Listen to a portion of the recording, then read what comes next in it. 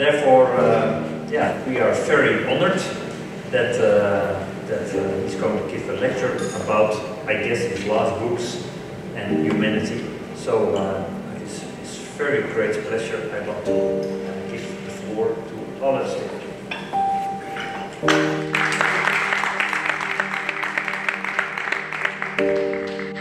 Thank you very much, Kees. Thank you very much for inviting me here. It's quite a challenge to be talking to you about this subject because it's changing every day, so to speak. And what I want to do this morning is, or this afternoon, is to give you a survey of the situation as I see it personally, and together with Else Boutkamp, who's sitting there. Else Boutkamp has been working with me on this lecture and on the pictures you will see all the time. We've known each other already for 20 years, so it helps. And we have to together work on this content of this presentation. And it's merely meant for you, but also for us, ourselves, as food for thought. There's nothing specifically very technical that I will discuss about. I will just give you food for thought for people that are involved in the water technology, as you and Wetsus all are. And the message that I have in this speech or in this presentation is actually about innovation and coherence. I want to explain to you why this title. I think in the last 200 years, we as humanity have developed technologies in a rapid way and also very excellent technologies which have all helped to improve our way of life, to improve the standard of life, standard of living, to improve our mobility, and to improve our access to information. All very important, fantastic innovations. That started around 200 years ago. In the meantime, 50 years ago, we discussed and we found out that many of these wonderful and very clever innovations had some shadow sides. They had some negative impact. And the news about that was quite worrying, not to say alarming. And what happened, I think, is that the fact that we developed with our mind, our brains, these technologies that we then mixed up with our existing ecosystems that have been built up on this planet for the last 4 billion years, so not 200 years, but 4 billion years, that those two did not fit. They were not in tune with each other. And to be not in tune is an interesting example because it is also said that if things are not in tune with each other, they are incoherent. So there was an incoherency between our technologies and the existence of the present and the existence of ecosystems that they didn't fit. In the world of physics, this coherence is used as a word to indicate that two waves with different frequencies, if they are coherent, then if you let them interfere with each other, they enlarge and improve each other. So that's positive. But it also is possible that these two waves have different frequencies which are not coherent. They are incoherent, and the waves will then either diminish each other or they will annihilate each other. So that's very negative. So that's important to remember. There are positive sides and there are negative sides. And unfortunately, I think we have been developing technologies that were all not in, or nearly all, not in coherence with the ecosystems that we were living on and from. This, I think, is a main issue which I'd like to address with you today. In other words, what can we learn from this? How can we in the future develop our technologies, and you are all involved in new technologies. How can we, in our future technologies, be careful that we do not introduce the technology before we know in what kind of ecosystem we are introducing it, and if it's coherent or not coherent. If it's not coherent, we will be in trouble. If it's coherent, it will be very good. So again, a choice between good and bad choices. That really is the main message I have. That's future innovations, and all of you are involved, be in tune with the ecosystems we live on and from. Now, let's briefly review what were these innovations. Well, 200 years ago, and for a period of around 100 years, we developed the steam engine, we developed the combustion engine, and we developed electricity generation. Three major innovations, I call them energy innovations, that were taking place in that age. Fantastic technologies and improved greatly the standard of living of billions of people on this earth. Not all the people on this earth, but for billions. What I call this the first wave, the energy technology wave. Then the second wave, which came about 100 years ago, so the first one was 200 years ago, was the chemical technology wave, I call it.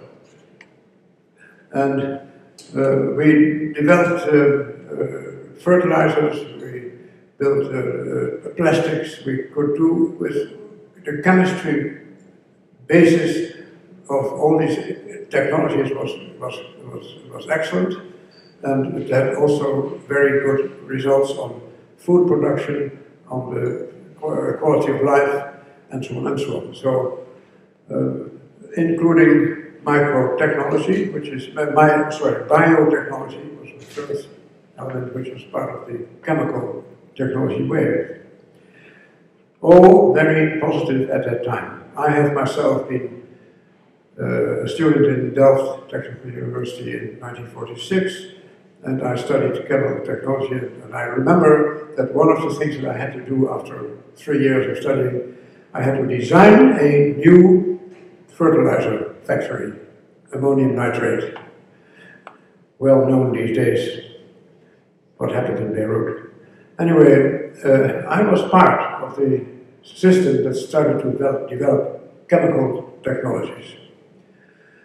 And the third wave, in which we are now, in the middle of it, and I don't have to mention all the aspects of that wave, because we work with it daily, is what I call the ICT, the communication and information wave. That wave has started getting the time lag became shorter and shorter.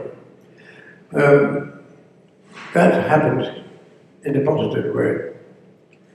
Now, the question is, what were the negative aspects? What were the negative impacts of these technologies, and what kind of counter movements were developed when we found out that these negative impacts were there, and what will that mean for the future? And last but not least, what counter movements do we still have to find in the third wave? So I'm not quite sure. Do we have the first column now, Elsa? Yeah. So the first column tells you, maybe if I miss something you can read it, tells you what negative aspects there were. And the main negative aspect of the first energy technology wave was, of course, everybody knows that now, was the possibility of a climate change.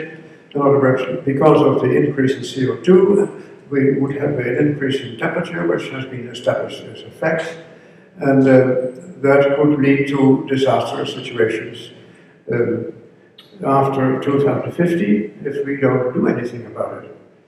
So the negative sides are known to us now. What did we do about it? Well, in the first place, by the way, actually I should say this because Kees Buitenkamp repeatedly says this as well. The CO2 increase around the planet was already started when we had our massive deforestations taking place in Europe, South America, North America and Asia. That already started to move the CO2 up. And there was a German scientist at that time, von Humboldt, who wrote in his diary, so in 1800 he wrote in his diary when he was traveling through Latin America, if we go on with deforestation the way I see what's happening here, the CO2 level around the Earth will increase and the temperature around the Earth will increase as well. It's written literally in his diary. So in other words, we knew, or at least it was known by some people, that there was some negative impact here going on, but nobody wanted to hear about it, and nobody really took care of that.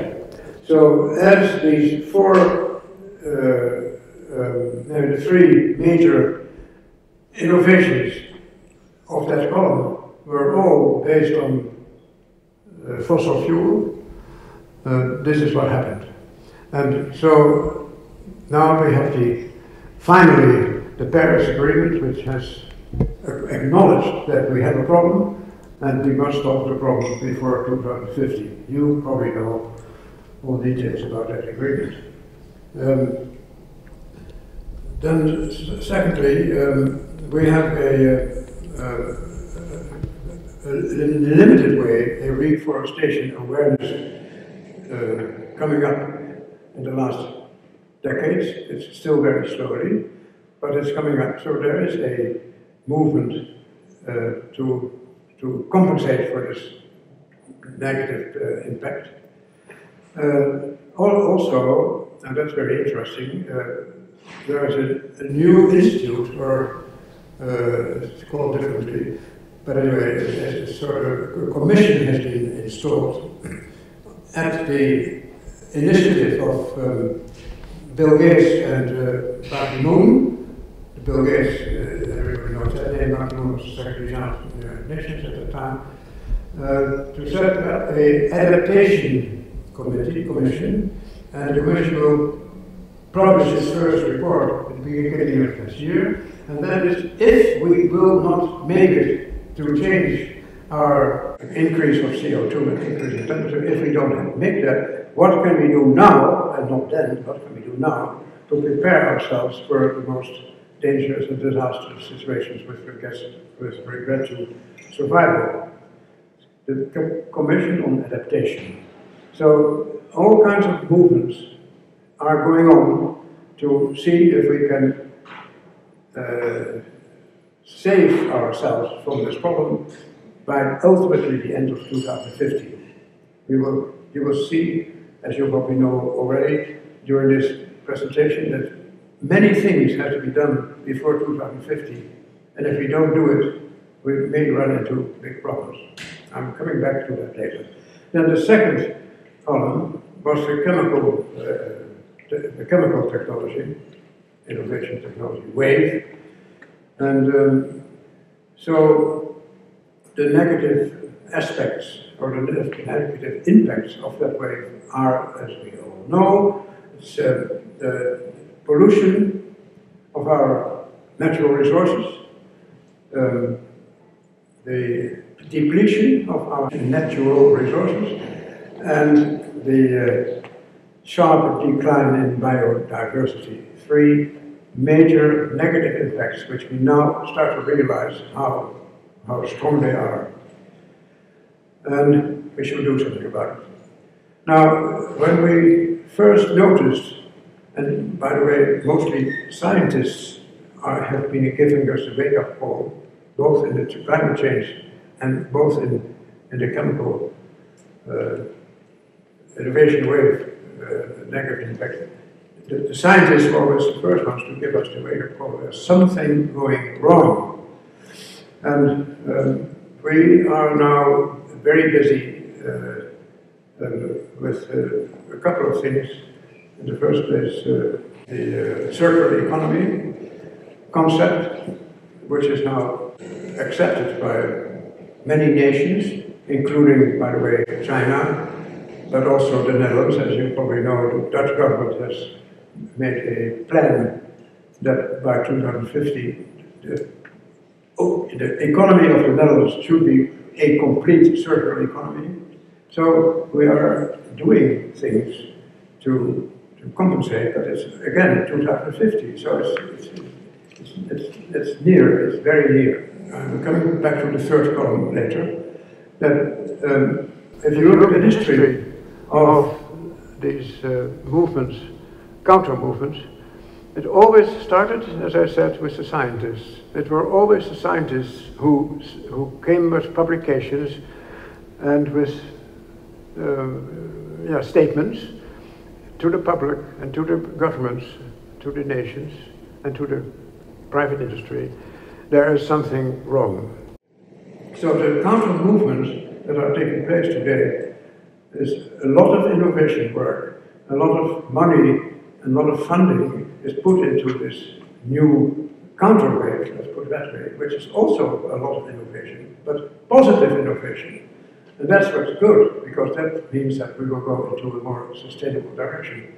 But if we don't do it, we might go into the negative direction. And that's the tipping point area of 2020, 2050, which is where that is so critical. The third wave. It started somewhere about 50 years ago, in 1970. So it's 50 years already on the road. We are slow in wanting to find out if anything is wrong with that wave. And as we have seen in the past, that our innovations are sometimes very, very misleading and sometimes very incoherent with our ecosystems, we must find out now, I think, and not in 20 years' time, like we did with the other ones, that there's something wrong.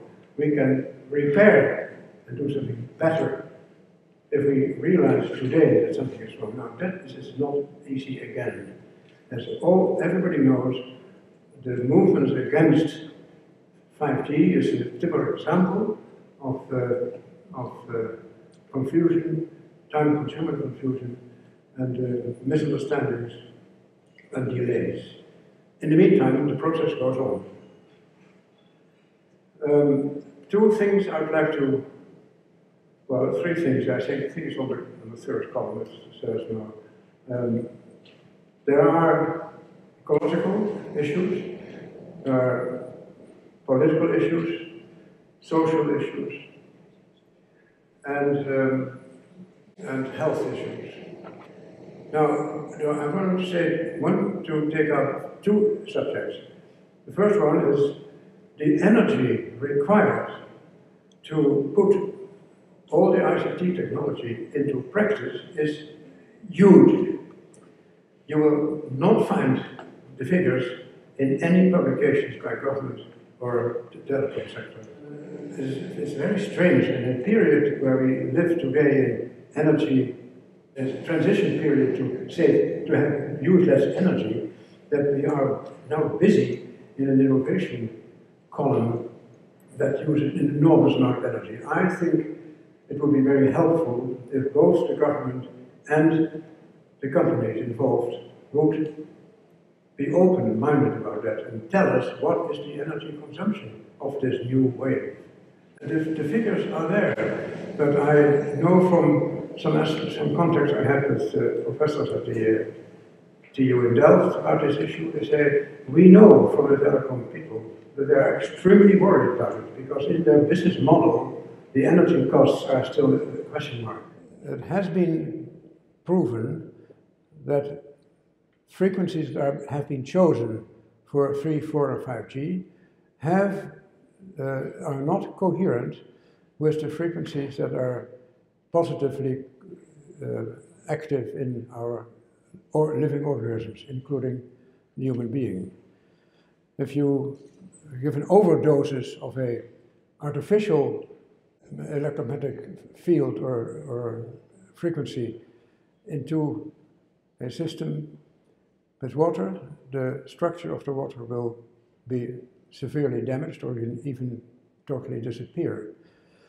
The same thing might happen to all the processes that are taking place in organisms with water, that the whole system of the role and the facilitation of water in dealing with the frequencies that are used for living organisms will be negatively impacted by using the wrong frequencies. Now, this sounds all very negative, but what the platform is doing, and I've seen a very interesting paper they published on their website recently, where they say we have found out which frequencies are not that detrimental to the systems in the organisms, and indeed are very helpful, even promoting and improving, making the organisms stronger.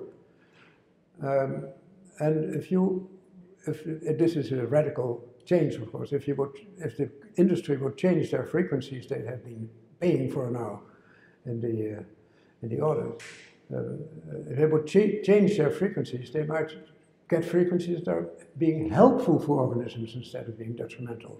So there is a positive way of doing it as well. But I think it is a long, long way still that the government and the industry, the telecom industry, is interested to listen or to look at these possibilities. I just want to mention one company. I think the name of the company is Swiss Technology. It's a Swiss company of a renowned company who has developed a method of exposing water going through a pipeline to an irrigation field, that the water is going to the irrigation field is being exposed to specific frequencies of specific electromagnetic fields that have been worked out in detail, which are the ones that are positive and which are the ones that are negative, coherent or incoherent. If you use the coherent ones, and they do that for the specific crops that the water has been used for, the quality of the crops and the productivity of the crops is increased substantially. It's not a story, it's not a hoax story, it's not a hocus pocus story, it's fundamentally and technologically funded and true. I mean, it is being used now in 35 countries with success by farmers, including in Holland.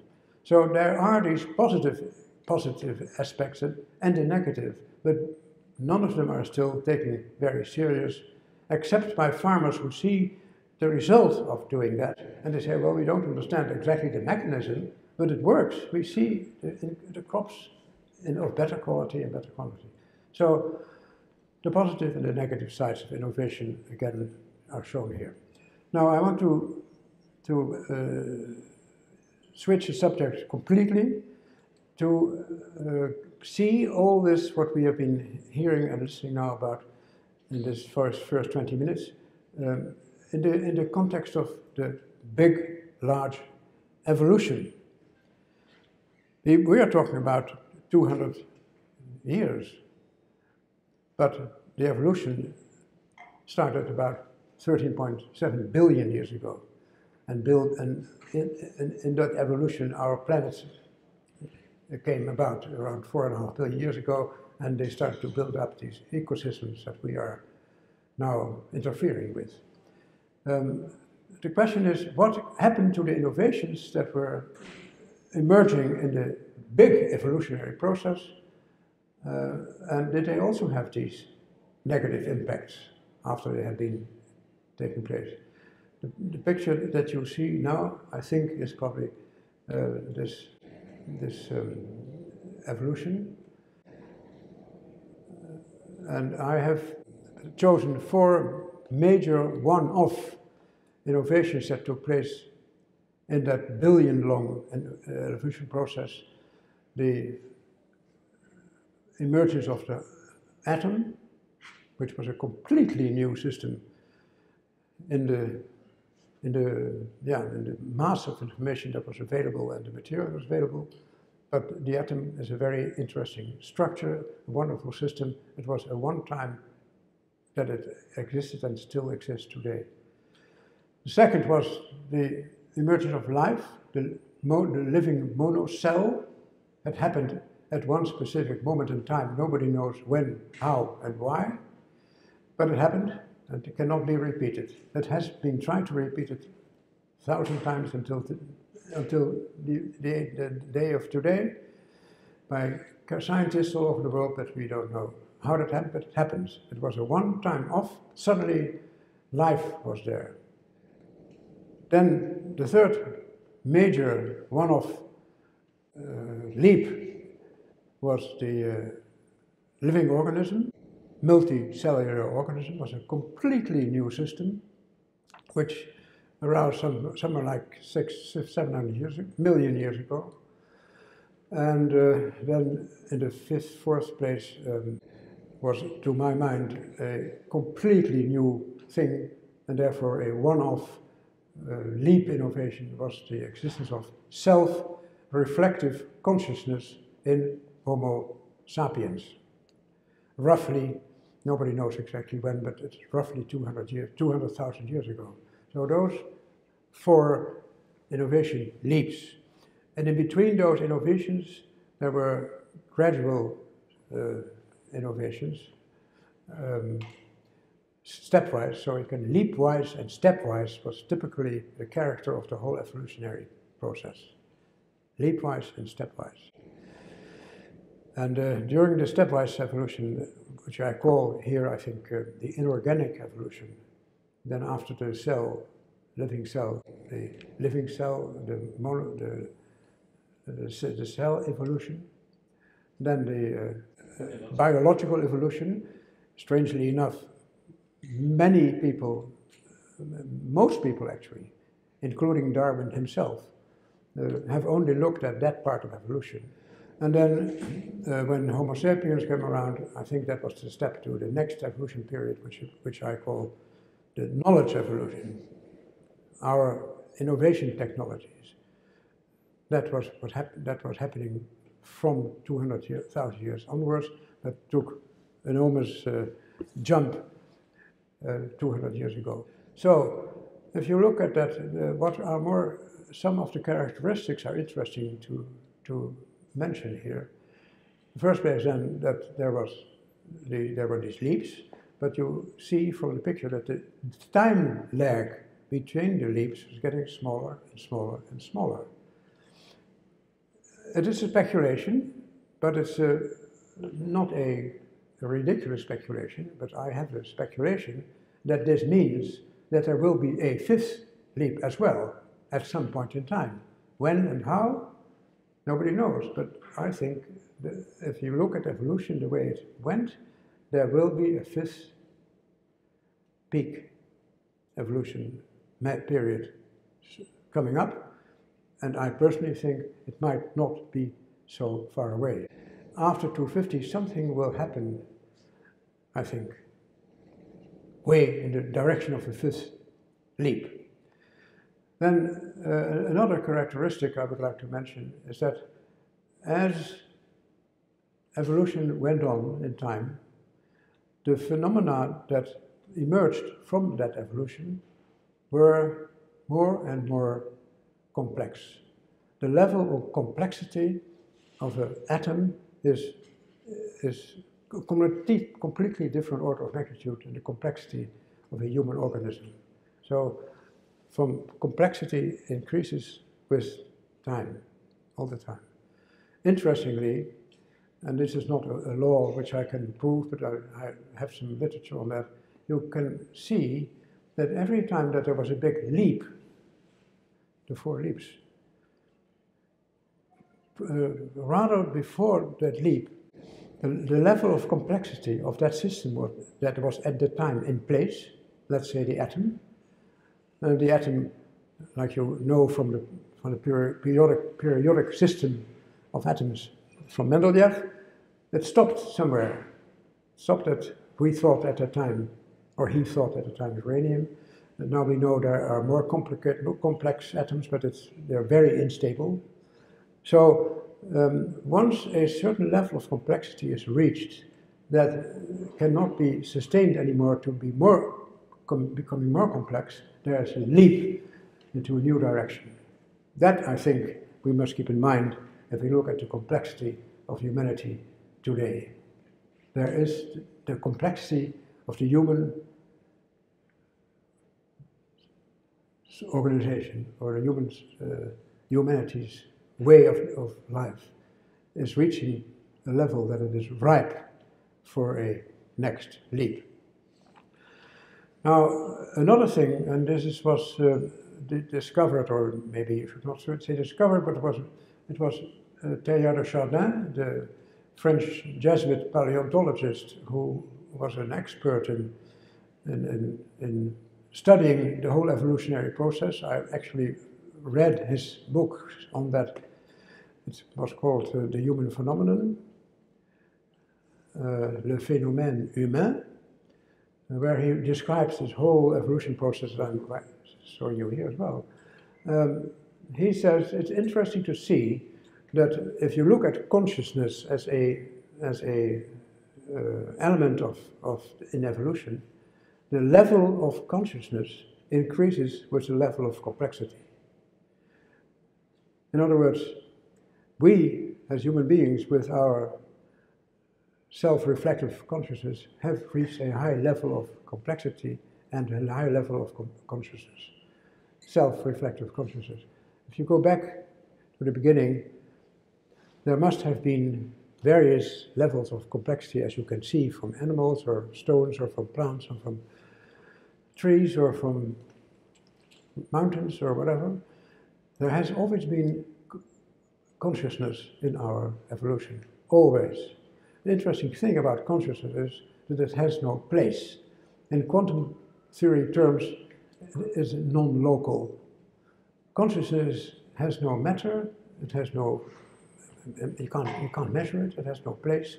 Also, my consciousness, which I think I have, is nowhere. I know where my heart is, I know where my lungs are, I know where all these my brains are, but consciousness has no place.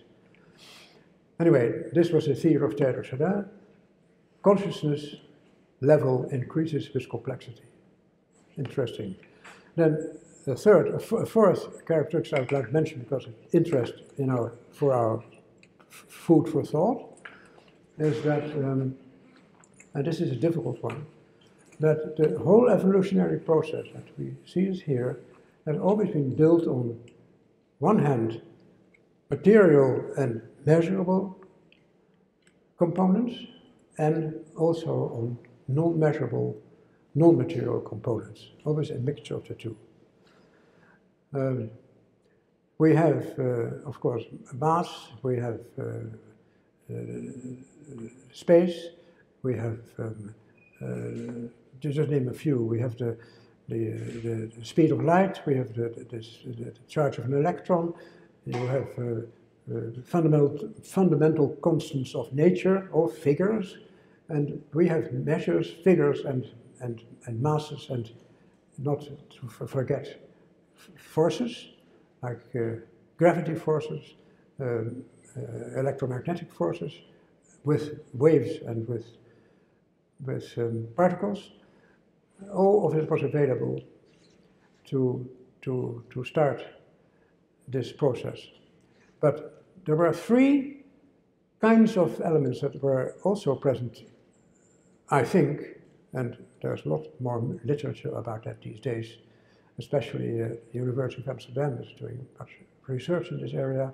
There were three other components that played a role in this whole process. The one I have already mentioned, consciousness. Where did it come from? Where is it still? Where, was it there before the Big Bang? And what is consciousness? And the second, this is a non-measurable, non-material thing. The second thing is the driving force. What is and was the driving force that the Big Bang happened anyway? And why did it go into the way like this process? It's not all my coincidence, is my conviction. I know, yes, coincidence plays a role, definitely, and statistics play a role, but there have been other elements that played a role in making happen what happened there and what's happening today, where we are an active participant in the evolution, in the present phase of knowledge evolution. So somehow that was there as well, but non-measurable and non-material, the driving force. And then another element is the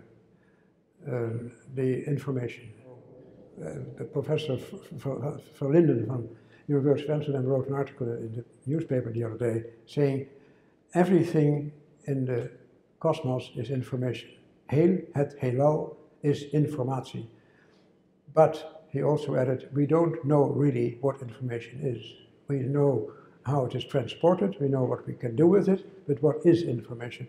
Anyway, information must have been there as well, along, right in the beginning. So those are three elements of non-measurable, non-material. This is interesting to remember.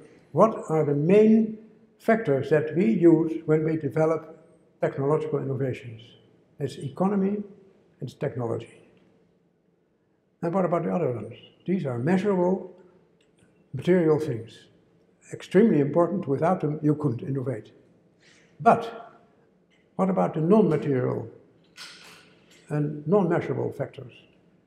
Like, or at least difficult to measure, like ecological, social,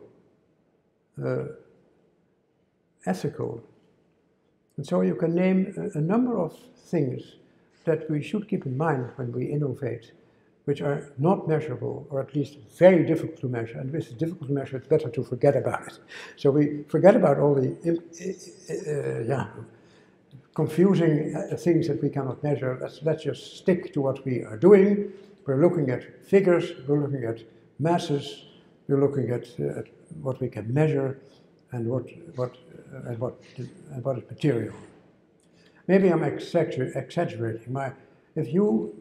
I would challenge you that if you work in your innovation work, when you do your innovation work, do you take into account already now what is the ecological effect, what is the social effect, what's the ethical effect, and what are the non-measurable, non-material effects that have influence on the future. And if you don't do that, I think then what happens is you get innovations that are not in tune, are incoherent with the ecosystems that have been built up on this planet for billions of years.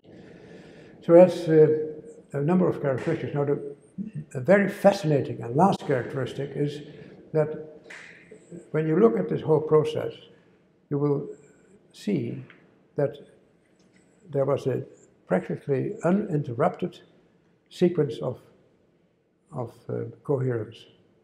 There were no large discontinuities in which the past was gone and the future was coming.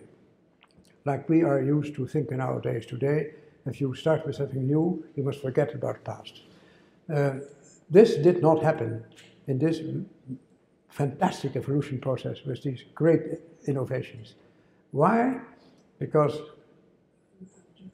before the next leap came, preparations were made already to prepare for the leap, and the system that was valid before the leap became part of the system that was valid after the leap. So there was no cut-off. Atoms are still here, atoms are in my body, atoms are hydrogen, the first atom, is maybe one of the most important atoms of our future, who knows? But anyway, the past and the present and the future were always interconnected. And that's an interesting phenomenon to remember when we are working on innovations interfering with ecosystems. If you look at these characteristics and you compare it with what we are doing, we might learn a lot from it, and it has all to do with coherence. But there's, no, I know again where I was. But what happened at the end of the last period of leap before Homo sapiens, in other words, during the biological evolution, at the end of that period, the last 100 millions of years in that period, we had 5 mass extinctions. And that meant that most of the living organisms on the planet disappeared, and even many of the species disappeared. And there was always a remainder, so it went on. But it was a mass extinction was a very heavy blow. All of these 5, as far as we can find out today, by looking at the history, were caused by climate change. In other words, in the way into more complexity, the vulnerability of the phenomena in evolution became higher and higher and higher. And the vulnerability of the living organisms is very high, and we're very sensitive to very sudden changes in the environment. So there have been discontinuities in the past 200–300 million years because of climate change. This brings me to the point that just like I speculate there will be a 5th leap coming up to us, that there might also be coming a mass extinction coming up to us if in the period 2020–2050, and I don't know, can you go back a little bit to the slide where we show the 20–50 thing coming together? This is not to discuss now in detail, but just to give you a visual picture that all these things that had to happen between 2020 and 2050 are really of massive importance to go into the direction of a sustainable development to a next leap, and the next leap is coming, to my conviction. When and how, we don't know, but I'll show later what I think. And if we don't have all these tipping points ending up in good direction, we might go into the direction of a mass extinction, and that will not be the end of the story, because I think, in my opinion, there will always be a humanity on this earth, but there will be a different humanity. If we manage to overcome all the threats and negative aspects, and we concentrate on the positive aspects, again, when we concentrate on technologies that are in coherence with ecosystems of this planet, we may slowly come to the point where there will be the 5th leap, and the 5th leap I call global consciousness. Why global consciousness? Because the last leap was self-reflective consciousness of the human being, and I think we're moving, I hope, and it's a speculation, I speculate that we will move into a new kind of humanity where global consciousness is keeping and bringing us all together and making us work in a sustainable way. We will have also, this is one of the points of the tipping points, we will have stabilized population, probably as it looks now. We're still growing, but it's already tipping off. That the tipping point will be somewhere between 9 and 11 million, I think, the high point, and then might settle somewhere at 8 or 9. That's all speculation, but it's going to settle somewhere with a global consciousness, with a stable population, and with a sustainable development. Please, if you work on innovation, work to see that your innovations are in coherence with the ecosystems that are available for us and should remain available for us in a new humanity in the future. Thank you very much. Oops. His age and that he cannot see, he still writes books, and the last book was called Orange, and we have them in English and in Dutch, and for the whole Wetsus community, including all our companies, we will make this available. We have bought a few hundred of them, and so for people out here today, you can take one, and then you can read at least the last part of what was said today. And I believe you have still the ambition for one more book? No. Oh. That's clear. This is the end. Well, I hope that many of us will reach the 2050 area and see with your prognosis how they will come into how we experience them in real life. Projections. So with that, I want to thank you very much and end this meeting.